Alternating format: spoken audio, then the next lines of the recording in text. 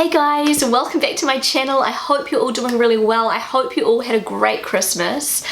I know that it was a weird one this year. If you are living in Germany like me, I don't know about you, but it didn't feel very Christmassy this year. Like the lead up to Christmas, you know, there were no Christmas markets and people just didn't really seem in the Christmas spirit. And I understand why, you know, a lockdown Christmas is not ideal, but I hope you guys made the most of it, and hopefully next year will be a little bit more Christmassy. Let's keep our fingers crossed. So it's 9 o'clock at night. I do not usually film at night time. I've got my ring light on. I hope the lighting's okay. If not, please bear with me. But I just felt like sitting down and chatting with you guys. So much has been going on in my life lately, and most of it, actually all of it, I have not shared with you guys, and I just felt like sitting down and opening up about what's been happening. I told my husband Rob that I wanted to talk to you guys about what's been happening, and I said to him, do you think it's a little bit too private to share, you know, on YouTube? And he said, no, it's fine, just talk about it. Maybe you can help people. Maybe there are some people in a similar position as you, and you know, why not talk about it? So I'm actually 37 weeks pregnant, going into my 38th week of pregnancy very soon, which means I'm full term, which is so exciting. You know, baby could be born tomorrow and he would be full term, and that's just such a wonderful peace of mind. I hope that he stays in there a little bit longer because I still have quite a bit to do to prepare before, you know, I'm ready for him to come. If he does, then he does. I know a couple of weeks ago I was talking about how chilled and relaxed I am this time around in my pregnancy. You know, I've done it twice before, and you know, I know what to expect, and I'm not putting too many expectations on myself and that kind of thing. And yeah, I was feeling like that at the time, but in the last sort of week or so, sort of reality has hit, and there's actually quite a few reasons. Like one main reason for why I've been feeling a little bit more, I don't know, apprehensive, I don't know what to call it, anxious. Just I haven't been feeling as confident and as chilled and relaxed as I was feeling about this pregnancy. So I'm going to share a little bit of a story with you which will definitely explain why I'm feeling the way I'm feeling right now. But it all goes back to the very end, I think it was the very end of October, when Germany announced their partial lockdown because the corona cases were rising and they needed to take action and all of that stuff. And anyway, during that time, my in-laws, my husband's parents, were in Poland, and this was before it was announced that, you know, it wasn't recommended to travel and that kind of thing. But they went to Poland for a couple of weeks to visit family there. As you guys know, my in-laws are Polish, so they were only planning on going for 2 weeks, and towards the end of the 2 weeks, my mother-in-law rang us and said she wasn't feeling well. She had come down with the flu. She thought it was the flu. She had a sore throat. She was feeling really achy. She lost her sense of taste, and she just was not feeling good. So as soon as they got back from Poland, they went straight away, got their corona test. I think it took about a day for them to get a phone call with their test results to say that they were both positive. And it was such a shock because my father-in-law had absolutely no symptoms, and my mother-in-law, you know, she was pretty sick, but my father-in-law had no symptoms at all. And they were freaking out because they had been around, you know, family and friends in Poland and Rob's elderly grandmother, and that was before that, you know, my mother-in-law was sick, and they obviously didn't know that they were positive, and they were freaking out about that. And so yeah, it was just a really worrying time for us. So my whole family, including the kids, we all ended up getting tested as well, just for peace of mind, because we had no idea when they had come down with this, whether they had contracted it in Germany or when they were in Poland. We just didn't know, and all of our tests came back negative. My husband Rob, he is actually tested every 2 weeks for his work. He has a routine test. He works for a really big company, and if one person comes down with corona, then, you know, the company's shut down, etc, etc. And so he's used to getting the test done, and we all got the corona tests, and it was fine. It was like one of the throat swab ones, and it was nowhere near as bad as the one I got up my nose, if you guys heard that horror story. But anyway, we were all negative, thank goodness. So of course my in-laws had to quarantine. We stayed well away from them, and after about a week they were tested again. My father-in-law was negative and my mother-in-law was still positive, and we still, you know, didn't want to see him at all. We didn't want to risk it. And then he tested again the next week, negative, and my mother-in-law was also negative. The rules, well, in this area of Germany are you have to have 2 negative corona tests to be able to get out of quarantine.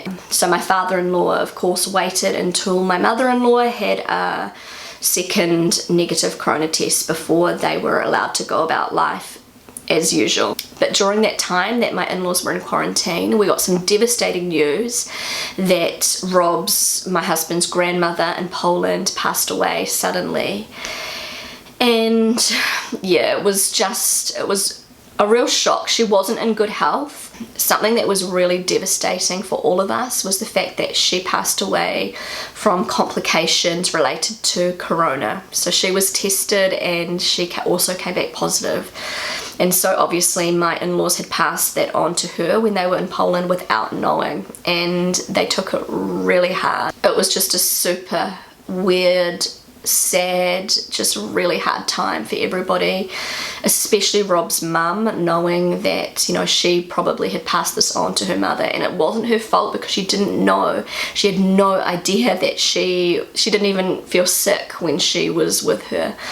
And so yeah, I can't even imagine what, you know, she would have had to go through, and we couldn't even be there for her because at that time she was still in quarantine and she couldn't go to the funeral, and we couldn't go to the funeral.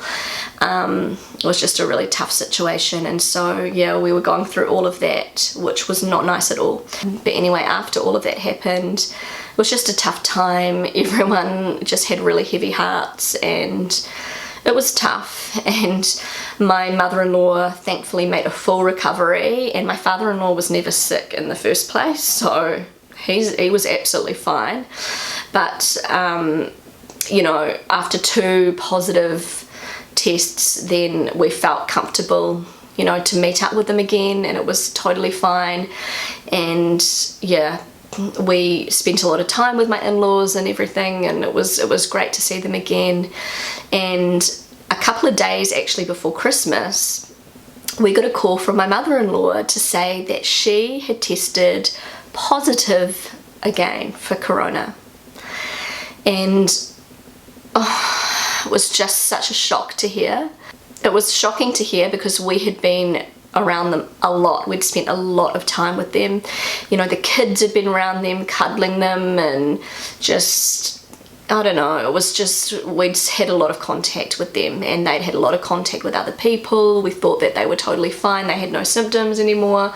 It had been like a month or something since they had their negative tests, and we thought it would be totally fine. But no, my mother-in-law's test came back as positive.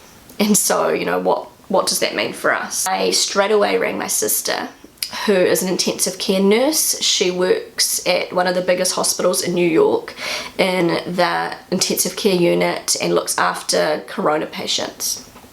And she said that it is very, very common for somebody to test negative and then test positive. And she said, please do not worry, because it is more than likely that, you know, she's not going to be contagious anymore. So basically my sister was saying that she may still have some of the, I don't even know if I'm explaining this right, but she may have still some of the virus in her system, but it's not, she's not contagious.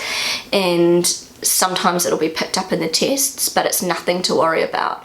So that's the advice that my sister gave me, and that was a little bit of peace of mind. But of course I was still terrified.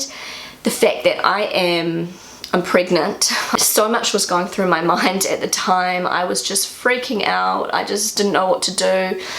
Obviously we couldn't spend Christmas with my in-laws. We'd planned, you know, you're allowed to catch up with another household, and we were going to have a really nice Christmas with my in-laws, and we planned things and we were already cooking, and then we found out this news and it just put a real dampener on our Christmas. We still tried to make the most of it, but we still had all this worry, and I was freaking out.